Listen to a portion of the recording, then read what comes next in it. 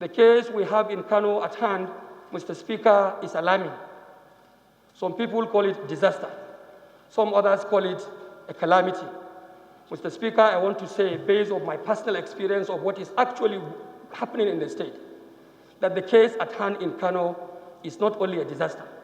It is not only calamitous, Mr. Speaker, it is catastrophic.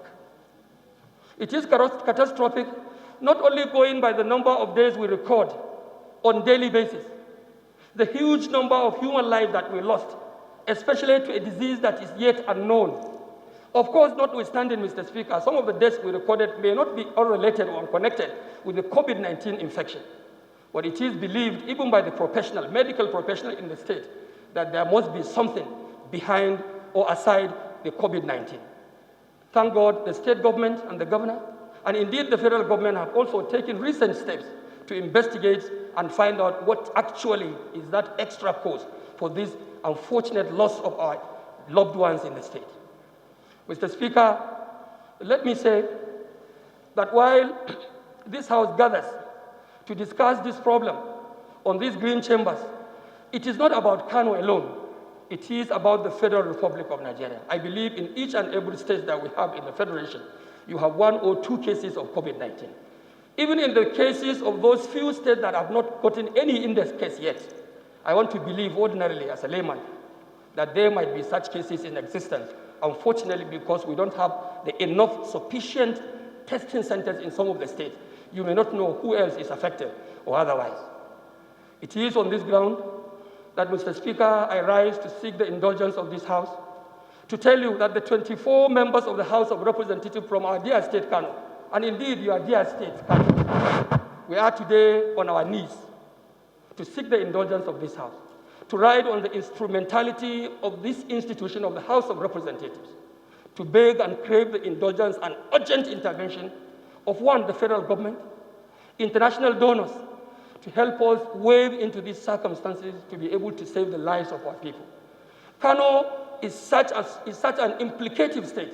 If you look at it from its situation in terms of commercial nerve center of the northern part of the country, even our social relations, the whole of the other states of the north are connected to Kano State one way or the other.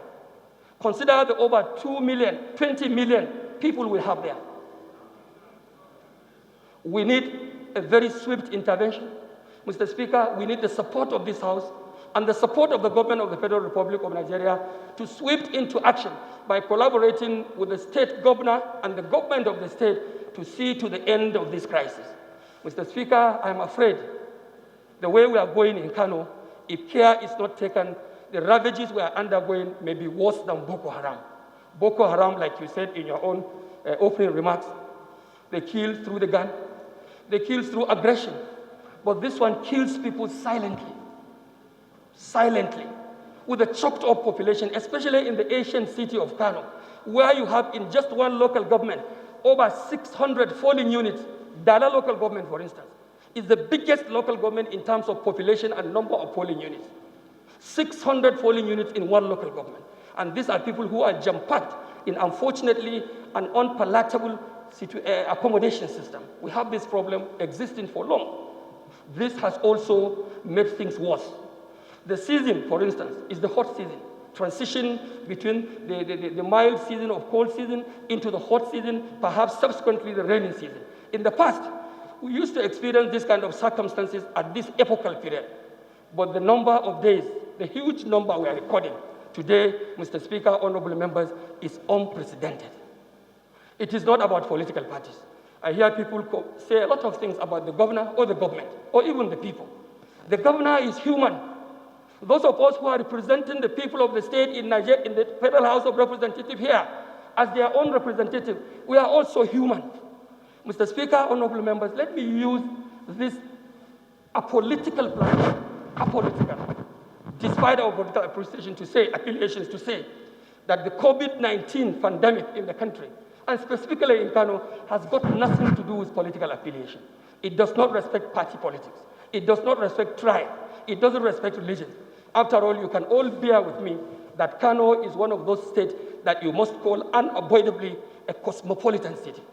We have huge number of Yorubas, Mr. Speaker. Some of them are from Surulere. They reside in Kano. It's their second home. We have nothing about it. We have the Igbos. Some of them are from Enugu, some from Delta. The Delta Igbos are there residing in Kano. They are our people, and they are Kano indigenous. We have Edo people. And among the Edo people, the leader of the Edo communities, the chief of the Edo communities in Lagos is a senior brother to Sergius, who is seated here. We have his brothers and brethren as citizens and indigents of Kano State. It is on this ground and on this note, Mr. Speaker, that I want to urge each and every one of us to look at this case as a holistic case that affects the Federal Republic of Nigeria and our great people. Mr. Speaker, allow me to use what you have just said in your remarks, to stand the risk, not to stand in the risk of plagiarizing. We must have to join hands. We have to join hands with all forces, within and without Nigeria. We have to join forces with global agents and organizations who are out to fight this unfortunate pandemic. And our resolve to join hands with them, our commitment to fight this pandemic, like you have rightly said, Mr. Speaker, has to be absolute. It has to be absolute. No two way about it. The business of every government in the globe is about the protection of the lives and welfare of the people you govern. The moment that is lost, then government is out of place. Mr. Speaker, it is on this note, and on behalf of the people of Kano State and the government of Kano State, that I still have to commend the efforts recently made by the President and Commander-in-Chief of the Armed Forces for scaling up engagement. He has already this morning dispatched a delegation of expert medical doctors, a team of about 42 of them. They are already in Kano. Mr. Speaker, by your leave, as we discussed in the morning, we will be, a few members from Kano will fly to Kano this afternoon to join this team of experts to see how we can move this case further. Mr. Speaker, I also have to say, without any fear of contradiction, that my governor, the governor of Kano State, has done the best he could do, and he will continue to do the best to be able to protect the lives of our people. Mr. Speaker, thank you, and may God bless the Federal Republic of Nigeria. Thank you.